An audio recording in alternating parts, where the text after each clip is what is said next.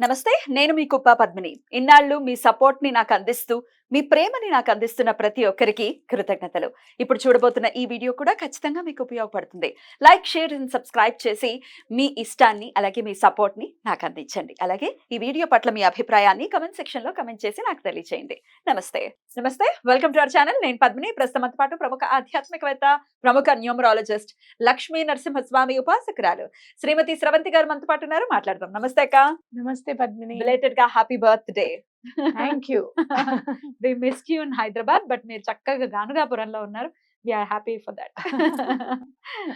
చాలా విశేషంగా అనిపించింది నాకు ఈసారి బర్త్డే.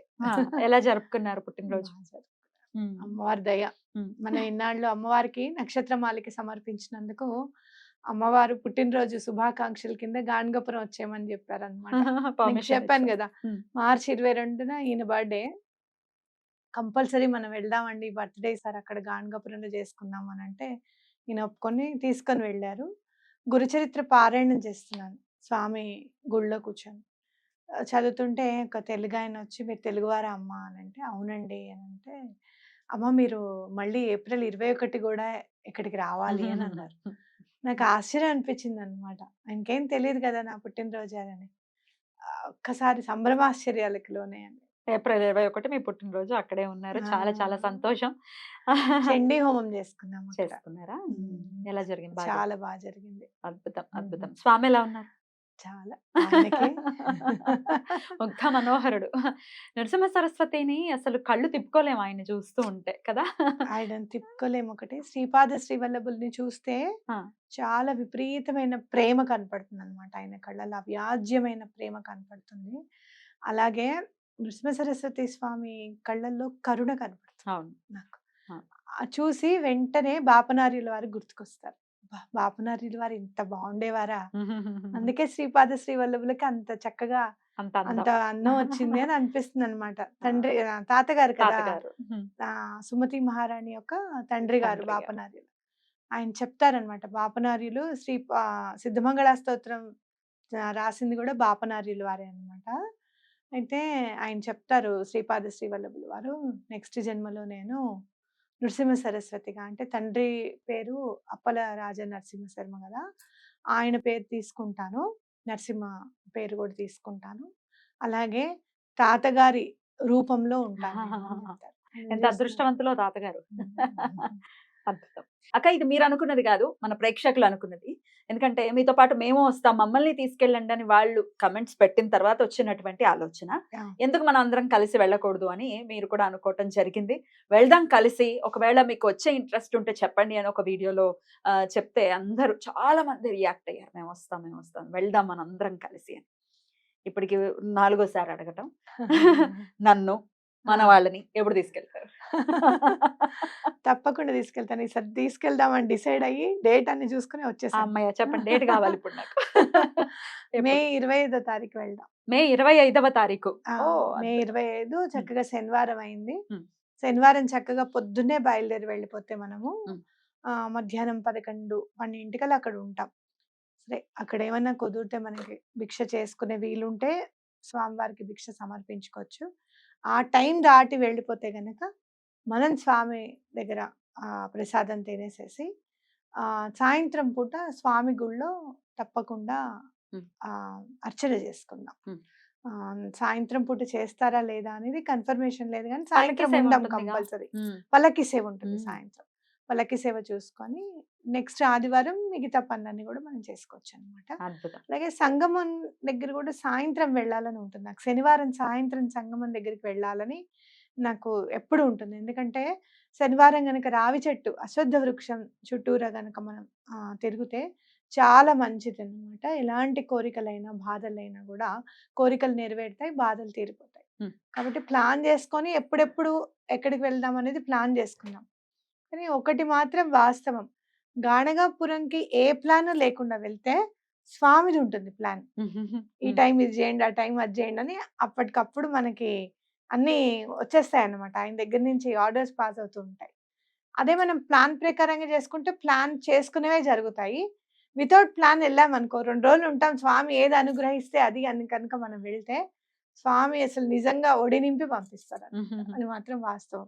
దానికి ఎన్నో తార్కాణాలు ఉన్నాయి. నెక్స్ట్ ప్లాన్ ఏంటి అని తెలియకుండా మార్చి 22 వెళ్ళడం. అమ్మ మీరు ఏప్రిల్ 21 రండి అని చెప్పి ఆయన అనడం. సరే ఏప్రిల్ 21 వెళ్దాము. మళ్ళీ ఇంకెప్పుడు వెళ్దాం అనే ఆలోచన ఏం లేదు ఇంకా. ఏప్రిల్ 21 వెళ్ళడం, అక్కడ హోమం చేసుకోవడం, స్వామివారి దర్శనం చేసుకోవడం, అలాగే పల్లకి ఉత్సవం చేసుకోవడం. పల్లకి తర్వాత ఆ రోజు దర్శనం చేసుకుందామా లేదా? ఎందుకంటే శుక్రవారం నాడు పల్లకి ఉత్సవం చూసాం. శనివారం పుట్టినరోజు నాడు ఏం చేయాలి, ఇది చేయాలనే ప్లాన్ లేదసలు. స్వామి దర్శనం చేసుకోవడం అంతే. లైన్‌లో నుంచుంటే ఒక ఆయనొచ్చి కొబ్బరికాయ ప్రసాదం ఇచ్చి, అన్నదానానికి మీరేమన్నా ఇస్తారా అనంటే, సరే మన చేతుల్లో ఉన్నదేదో మనం ఇయ్యగలిగింది మనం ఇస్తే, రండి దర్శనం చేసుకుందురని చెప్పి ఆయన దగ్గరుండి దర్శనం చేపిచ్చారనమాట. అట్లా అన్‌ప్లాన్డ్‌గా వెళ్తే ఆయన మనకి ఇంకా చాలా చేస్తారనేది నా నమ్మకం. సో, మనకి శనాద్వారాలు ఉందాం అక్కడ. ఏమేం చేసుకుందాం అనేది అక్కడ డిసైడ్ చేసుకుందాం. అయితే అక్క, నాకు అర్థమైన విషయం ఏంటంటే, నెలకోసారి ఒకే టైంలో మీరు స్వామి దర్శనం చేసుకుంటున్నారు. 22, 21, ఇప్పుడు 25 ఇంచుమించుగా అంతే కదా? అవును కదండీ. ఏప్రిల్, మే, ఏప్రిల్, మార్చ్, ఏప్రిల్, మే. అద్భుతం అక్క. అదొకటి. ఇంకోటి అక్కడ ఉన్నప్పుడు ఒకళ్ళు ఫోన్ చేశారు. ఫోన్ చేసి అమ్మ ఎలా ఉన్నారు ఏంటి అని మాట్లాడుతున్నారు. క్లయింట్ అన్నమాట పెద్దావిడ. అయితే అమ్మ నేను చాలా పెద్ద మిరకిల్ జరిగింది ఇవాళ. నేను గాణగాపురం వెళ్దామని మా వారితో మాట్లాడుతున్నాను మా వాళ్ళతో. మాట్లాడుతూ ఉంటే వాళ్ళు అనాథాశ్రమం నడుపుతారనమాట. మాట్లాడుతూ ఉన్నాను. ఈ లోపల నేను వెళ్ళేసరికి ఆవుకి పెట్టిన గడ్డి మండిపోతూ, కాలిపోతూ కనిపించిందట మంటల్లో. చాలా సేవ్ అయ్యారు. అక్కడ ఆవులును, పిల్లలు దగ్గరలో లేరు. చాలా అదృష్టవంతులము. ఇలా గాణగాపురం వెళ్దామని దండం పెట్టుకోవడం వల్లనేనేమో పిల్లలందరూ గూడా ఏమాత్రం ఇంత దెబ్బ తగలకుండా ఉన్నారు. ఆవులకు గూడా ఎటువంటి అపాయం జరగలేదు. గడ్డి కాలిపోయింది అనంటే పర్వాలేదులెండి అగ్ని భట్టారకుడి ఆకలి తీరిందనుకోవాలి. దేవతలకి దగ్గరికే వెళ్ళిందని అనుకోవాలి. తప్పకుండా మళ్ళీ మీకు ఎవరో ఒకళ్ళు ఆవుకి ఇస్తారులెండి అని అంటే, మీరెప్పుడెళ్తారమ్మా గాణగాపురానికి? అంటే, నేనిప్పుడు గాణగాపురంలోనే ఉన్నానండి. రేపు బయలుదేరుతా అంటే, మేము 29వ తారీఖు వస్తాం. మీరు మాతో రండి. మిమ్మల్ని తీసుకొనెళ్తాం 30 తారీఖు అని అన్నారనమాట. అక్కడుండంగానే మళ్ళీ స్వామి ఎప్పుడు రావాలనేది డిసైడ్ డిసైడ్ చేస్తారు. ఇంకొకటైతే బోనస్. బోనస్. అట్లా అన్నమాట. అద్భుతం. సరే అక్క. అయితే ఈ 25వ తారీఖు అంటే మే 25వ తారీఖు, 26వ తారీఖు గణగాపురంలో ఉంటాం కాబట్టి ఎక్కడెక్కడి నుంచి ఎక్కడ స్టార్ట్ అవుతుంది యాత్ర అనంటే దానికి ఎక్కడ స్టార్ట్ చేస్తాం? మనం ఇక్కడ మన ఆఫీస్ దగ్గర శ్రీనగర్ కాలనీలోనే స్టార్ట్ అయిపోతాము. అమీర్పేట్ దగ్గర మొదలవుతుంది యాత్ర. మొదలైపోతుంది. అక్కడి నుంచి మనం గాణగాపూర్ వెళ్ళిన తర్వాత మన టైం అనుసారం మనం ఏం చేసుకోగలిగితే అది చేసుకొని మళ్ళీ కల్లేశ్వర్ కూడా చూడాలన్నమాట. ఎందుకంటే గాణగాపురం యాత్ర సంపూర్ణం అవ్వాలి అంటే గనక సంగమంలో స్నానము, దర్శనము, అలాగే స్వామివారి నిర్గుణ మఠము అని అంటారు స్వామివారి గుడిని. మఠంలో స్వామివారిని దర్శించుకోవడము, పల్లకీ సేవ చేసుకోవడము, అలాగే కల్లేశ్వరుని కూడా దర్శించుకోవడం అన్నమాట. ఈ 3 మనం చేసుకొని శనివారం పొద్దున్న ఇక్కడి నుంచి బయలుదేరుతాము. ఆదివారం సాయంత్రం అక్కడి నుంచి బయలుదేరి రిటర్న్ అయిపోతాం. అయితే మే కాబట్టి కాస్త ఎండలు ఉంటాయి కాబట్టి ఏసీ అకామిడేషన్స్ ఉంటాయి కదా, ఏసీ బస్సు, ఏసీ రూమ్స్ అన్ని ఏసీ బస్సులు, ఏసీ రూమ్లే. ఎందుకంటే ఎండకి తాళలేం. ఇదివరకు ఎండలు కావివి. చాలా మారిపోయాయి, మాడిపోతున్నట్టుగానే ఉన్నాయి. కాబట్టి అందరికి కూడా ఏసీ రూమ్స్, అలాగే ఏసీ బస్సు కంపల్సరీగా. కాకపోతే కొంచెం తొందరగా బుక్ చేసుకుంటే మనకు కూడా అకామిడేషన్స్ అవి చూడడానికి బాగుంటుంది అనమాట అక్కడ. ఎందుకనంటే బుక్ అయిపోతూ ఉంటాయి ఎప్పటికప్పుడు. గాణగాపురం నాకు చాలా అనిపించింది అనమాట. ఇంకొక 5-6 సంవత్సరాల్లో గాణగాపురాన్ని మనం అందుకోలేమేమో. చాలా ప్లాన్డ్‌గా మనం ఎట్లయితే తిరుపతికి అక్కడికి ఇక్కడికి వెళ్తూ ఉంటామో, అలానే గాణగాపురం కూడా చాలా ప్లాన్డ్‌గా వెళ్ళాల్సిన పరిస్థితి ఏర్పడాలి ఆ అదృష్టం. ఎందుకంటే అందరూ స్వామిని దర్శించుకోవాలి. అలా ఎదగాలి క్షేత్రం మొత్తం అని నేనైతే మనస్ఫూర్తిగా కోరుకుంటున్నాను. నేను 2002లో వెళ్ళినప్పుడు అడవి అన్నారు కదా. అడవి అసలు చుట్టూరా పొలాలు. టీ అంటే ఏంటో తెలీదు అక్కడ. టీ అమ్మడం అంటే ఏంటో తెలీదు అనమాట. అంత అసలు మనుషులు 12 అవ్వంగానే 10-12కి ఇంతింత గుండిగలు వండుకొని బయట నుంచోవడం. అంతమంది పెడుతుంటే ఎవరొచ్చి తింటారా అనిపించేది నాకు. అందరు తినేవారు. అన్ని గిన్నెలు ఖాళీ అయిపోయేది మళ్ళీ. మళ్ళీ సాయంత్రం ఏం లేదు ఇంకా. సాయంత్రం ఎవరింట్లో వాళ్ళు వండుకోవడమే. యాత్రికులకి ఏం లేదు. 22 ఏళ్లలో ఎంత మార్పు. చాలా. అసలు స్వామి నాకు ఒక్కొక్కసారి అనిపిస్తుందనమాట. ఆహ్, స్వామి తప్పకుండా ఇక్కడేదో చెయ్యాలని డిసైడ్ అయ్యారు. ఎందుకంటే ఇన్నేళ్లలో మోసాలు పెరిగిపోయాయి పద్మిని. పాపం పెరిగిపోయింది. మోసం పెరిగిపోయింది. అట్లాగే జనాలని అంటే ఏ రకాలుగా, ఎన్ని రకాలుగా ఏడిపించొచ్చో టెక్నికల్‌గా కరెక్ట్‌గా ఉండి నైతికంగా విలువలు లేకుండా ఏడిపిస్తున్నారు. టెక్నికల్‌గా అది కరెక్టే గదా! అని అనిపిస్తుంది మనకి. కానీ మన చాలా చాకచక్యంగా మోసం జేయడం గూడా అన్నమాట. ఇప్పుడు ఎవరైనా చూడు ఎంత ఈజీ అయిపోయిందంటే మరి ఆన్‌లైన్‌లో అమౌంట్ పోయింది అనంటే, "నువ్వు లింక్ ఎందుకు క్లిక్ చేసావు?" అని అడుగుతున్నారు నన్ను. ఏదోనండి ఏవో ఫోటోలో ఏవో వచ్చాయి క్లిక్ చేయమని ఉందంటే అంటే చేసేయడమేనా? చూడసలు మోసం చేసిన వాడికంటే కూడా మోసపోయిన వాళ్ళని తిట్టే పరిస్థితులున్నాయి ఇప్పుడు. ఏదైనా ల్యాండ్ కబ్జా అయింది అనంటే, "నువ్వు కాంపౌండ్ వాల్ కట్టుకోలేదా?" అని అడుగుతాం మనమే. అయ్యో! మేమైతే కాంపౌండ్ వాల్ కట్టేసి మీటర్ కూడా తీసుకున్నాం తెలుసా? అందుకే మా ల్యాండ్‌కి ఏమీ కాలేదు. అంటే అలా చేయకపోవడం కూడా ఒక పొరపాటన్నమాట. మోసం చేసిన వాడికంటే కూడా మోసపోయిన వాళ్ళని తిట్టే పరిస్థితులున్నాయి ఇప్పుడు. చాలా దరిద్రమైన చాలా attitude నిజంగా అది. ఇప్పుడు మాత్రము స్వామి అండ ఉండాలి ఖచ్చితంగా. ప్రతి ఒక్కళ్ళకి ఉండాలి. ప్రతి ఒక్కళ్ళు కూడా స్వామి అండ అనేది అక్కడ వాళ్ళు ఫీల్ అవ్వాలన్నమాట. Right. తప్పకుండా. అయితే గురువు యొక్క దర్శనం రకరకాల ఏమిటి తీరని సమస్య అంటూ ఏది ఉండదు. రకరకాల సమస్యలతో బాధపడుతూ ఉన్నాం. కోరికలు నెరవేరట్లేదు అని అనుకుంటూ ఉన్నాం. నాకైతే పర్సనల్ నా లైఫ్ లో ఇల్లు అనే ఒక అద్భుతమైనటువంటి కళ. అదైతే నేను కళ కూడా కలగనలేదు. అంతే కాదు అది అలా పద్మిని నాకు కూడా. అదే ఎందుకంటే బావగారు ఒక ఇల్లుని చూపిస్తాను నీకు ఎప్పుడన్నా. మన ఇంటి దగ్గర ఉంది. అట్నుంచి వెళ్తూ ఉండేవాళ్ళం. వెళ్తూ వెళ్తూ అక్కడికొచ్చినప్పటికి కార్ స్లో చేసేవారు. ఇలా ఉండాలి ఇల్లు. మనం కూడా ఇలా కట్టుకోవాలి అని అనేవారాయన. అంటే హ్మ్. ఆయన ప్రాక్టికల్‌గా ఉండరా అని కాదు గానీ, నేను కొంచెం ఇంకొంచెం ఎక్కువగా ప్రాక్టికల్‌గా ఉంటాను నేను. మా ఇంట్లో అందరికంటే. మన వల్ల అవుతుందా అసలిది? అని ఎప్పుడు అనలేం గదా! ఆయనని బాధ పెట్టేదాన్ని అవుతాను అని జెప్పి, ఆయన కోరిక తీర్చు స్వామి అని నేను దండం పెట్టుకోవడం అనమాట. ఒకటి 2 సార్లు అనుకున్న మాట వాస్తవమే. కానీ తర్వాత మాత్రం ఆయన కోరిక తీర్చు స్వామి. ఆయన ఇల్లు చూడడం, నేను ఇలా కట్టుకోవాలనుకోవడం, ఆయన కోరిక తీర్చు స్వామి అని. 2 ఇయర్స్‌లో మమ్మల్ని ఆ స్టేజ్‌కి తీసుకొచ్చారు ఆ స్వామి. కోరిక తీర్చేలాగా. చాలా అసలు Right. మనం నమ్మలేమనమాట. స్వామివి ఎలా ఉంటాయి అనంటే ఒక్కొక్కసారి అనిపిస్తుంది. నిజమా అనిపిస్తే చరిత్రలో మనకు జరిగితే ఇది గదా వాళ్ళ ఆనందం ఆ రోజు. స్వామి అన్నం తినడానికని వెళ్తే ఆహ్, ఆకులును కాయలుంటాయన్నమాట. ఆ పాదులోంచి కాయలు తీసేసి వండి ఇచ్చే పరిస్థితుల్లో ఉంటారు ఆ ఇంటి వాళ్ళు. నిజంగా అవి గదా మనం అనుకున్నది. అవి ఆయనేం జేస్తారంటే పాపం తినేసిన తర్వాత ఆ పాదుని పీకేసి వెళ్ళిపోతారు. ఆ ఇల్లాలికి బాధనిపిస్తుంది. అయ్యో! అదేమిటసలు మనం అన్నం పెడితే ఇలా జేశారేంటనంటే కింద అతనంటారు, "ఏం నువ్వు బాధపడకు. ఆయన ఏ రీజన్ లేకుండా అలా చెయ్యరని" చెప్పి మళ్ళీ పాదుని లోపలికి వేద్దామని తీస్తుంటే అక్కడ లంక బిందెలు దొరుకుతాయి. దొరుకుతాయన్నమాట. అది ఆయన అట్లా చర్యలు అమోఘం. అసలు నా కోరిక తీరిందైతే అసలు నెక్స్ట్ లెవెల్. నేను ఎక్కడ తిరిగింది లేదు. ఇల్లు కోసం ఆలోచించింది లేదు.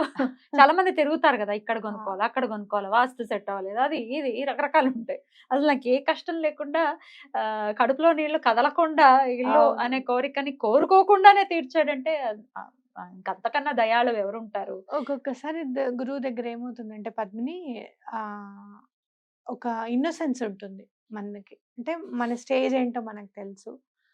మనం ఏంటనేది మనకు తెలుసు. ఇది అవుతుందా స్వామి నీకైతే దండం పెడుతున్నాను అనే ఇన్నోసెన్స్ ఉంటుంది చూసావా? ఆ ఇన్నోసెన్స్ ఉన్నప్పుడు అమోఘంగా తీరుతుంది కోరిక. అర్థమైందా? ఆ! ఇన్నోసెన్స్ వేరు. హ్మ్. అపనమ్మకం వేరు. ఇన్నోసెన్స్ వేరు ఆ! డెఫినెట్‌గా. అయ్యో! ఆ అవుతుందా? అంత మాత్రం చేత అనే ఇన్నోసెన్స్ ఉంటుంది చూసావా? హ్మ్. ఏమో నాయన అంతా నీ మీదే వదిలేస్తున్నావు అని చెప్పి ఆ! దండమైతే పెట్టుకుంటున్నావు. చెప్పారు కాబట్టి పెట్టుకుంటున్నావు. నేనైతే అలాగే పెట్టుకున్నా. తీరింది అలాగే. అలా. అందుకని సో, తీరుతుంది. అలా ఇల్లు కలనే కాదు, స్వామి దర్శనం ఎట్లాంటి ఇది అని నేను అడగడం భావ్యం కాదు. అయినప్పటికీ అడుగుతున్నాను. ఒకవేళ ఇప్పుడు అన్నట్టుగానే ఇన్నోసెంట్‌గా ఉన్నారు. ఎందుకు దర్శనం చేసుకోవాలి అంటే మీ ఆన్సర్. గురువు సాక్షాత్ పరబ్రహ్మ స్వరూపం అని మనం చదువుకుంటూనే ఉంటాం. గురు బ్రహ్మ, గురు విష్ణు, గురుదేవో మహేశ్వర. గురు సాక్షాత్ పరబ్రహ్మ. బ్రహ్మం వేరు, పరబ్రహ్మం వేరు. అంటే మీరు చూసుకుంటే గనక లలితా పరభట్టారికాదేవి అని అనుకోవచ్చు. అలా ఎక్కడ చూసినా మీరు గురువు అనంటే అటు శ్రీరామచంద్రుడిని పూజించినట్టే. గురువు అనంటే లలిత అమ్మవారిని పూజించినట్టే. ఆయన అనుగ్రహం ఉంటే చాలు. అయ్యో! నా శిష్యుడయ్యా, మన పిల్లవాడు, నువ్వలా కోపం తెచ్చుకుంటే ఎలా అని దేవుడిని గూడా ఆపగలిగే శక్తి గురువుకుంటుంది. అదే గురువుకి కోపమొచ్చిందనుకో దేవుడు గూడా ఏమి చేయలేడు. ఇంకేమి ఇంక రూటే లేదు. అంతే. కాబట్టి గురువు ఎలాంటివాడు? ఇప్పుడు మనం సందర్శించే శ్రీ గురులు ఎలాంటివారు?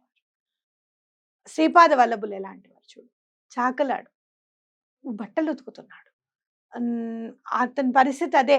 అతను అలానే ఉండాలి. అంత పెద్ద పెద్ద ఆలోచనలు, కోరికలు ఉండొచ్చా అని కాకుండా ఒక్కసారి అయ్యో! నేను రాజునవుతే ఎంత బావుండో అని అనుకున్నంత మాత్రం చేత రాజుని చేశాడు నెక్స్ట్ జన్మలో. నీ కోరిక తీరుతుంది నాయన అంటే అతను బాధపడతాడు. స్వామి నేను మోక్షం కోరుకోవాల్సింది స్వామి. ఆ! తప్పైపోయింది స్వామి. ఆ క్షణంలో నాకెందుకు అలా అనిపించిందో నాకు అర్థం కావట్లేదు ఇప్పటికి అంటే, నువ్వు చిన్నప్పటి నుంచి కష్టపడ్డావు గదా! అక్కడ చూడు ఎట్లా అనునయిస్తారో. నువ్వు చిన్నప్పటి నుంచి కష్టపడ్డావు గదా! అందుకని నీకు అలా అనిపించింది. నువ్వు నా మాట విని నువ్వు ఇది నెరవేర్చేసుకో. అప్పుడు ఇంక నీకు అడ్డుండదు మోక్షానికి అని చెప్తారనమాట. అప్పటికప్పుడు ఇలా చూస్తారు. అతను అక్కడికక్కడే చనిపోతాడు. మళ్ళీ యవన రాజవంశంలో పుడతాడు. అప్పుడు మాట ఇచ్చినందుకు అతను ముస్లింగా పుడతారు. పుట్టి అక్కడ వ్రణం ఉంటుందన్నమాట తొడ మీద. కనిపించిన వెంటనే నన్ను కలుస్తావని చెప్తారు కదా! కలుస్తావని చెప్పారు గానీ, నువ్వు బాధలో ఉంటావు, నీకు బాధ తీర్చేస్తానని ఏం చెప్పలేదు స్వామి. అప్పుడేం మాట ఇవ్వలేదు. కానీ వ్రణం ఉంటుంది గదా! నేను ఎలా అయినా సరే ఆయనను కలిస్తే నాకు తగ్గుతుందేమో అని జెప్పి ఇతనొచ్చి చూడంగానే ఆ వ్రణము చూసిన వెంటనే తగ్గిపోతుంది. అసలు తగ్గిపోతుంది టోటల్‌గా. అన్నమాట. అంటే ఏంటి ముస్లిం కదా! మరి గురువు ఎందుకని అయ్యో! గ్రహించాలి? అందుకని గురువుని మనం పూజించాలి. పాలించాలి. ఎక్కడ గూడా పేద, ధనిక, కులము, మత, మతము లేదు అనంటే గనక నువ్వెవరివి? ఆడ, మగ. నువ్వేమన్నా పూజ చేసావా? ఆ! నువ్వు నన్నేమన్నా ఇది చేసావా? వేదం చదువుకున్నావా? లేకపోతే ఇన్ని పూజలు చేసావా? ఇలాంటివన్నీ ఏవి ఉండవు గురువుకి. అందుకనే ఎవరినైనా సాయిబాబా ముస్లిం అనంటే నేనంటాను పంచమహాపాతకాలు చుట్టుకుంటున్నారు. ఒక గురువుకి మీరు మతాన్ని అంటగట్టి కేవలము పంచమహాపాతకాలు చుట్టుకుంటున్నారు. కాబట్టి అలాంటి పని చేయకండి. మీకు ఇష్టం లేకపోతే పూజించకండి. కానీ విమర్శించకండి అని చెప్పేది అందుకే అన్నమాట.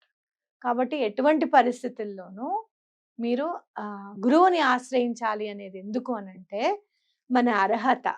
అవి ఏమి ఆలోచించకుండా కేవలం మనం ఏం పుణ్యం చేసుకోబోతున్నామో చేసుకున్న దాని గురించి కూడా ఆలోచించరు. నన్ను నమ్మిన తర్వాత ఇంకా పూజ చేసుకున్నట్టే కదా! అవునా కదా! నమ్మిన తర్వాత ఇంకా పుణ్యం చేసుకున్నట్టే కదా!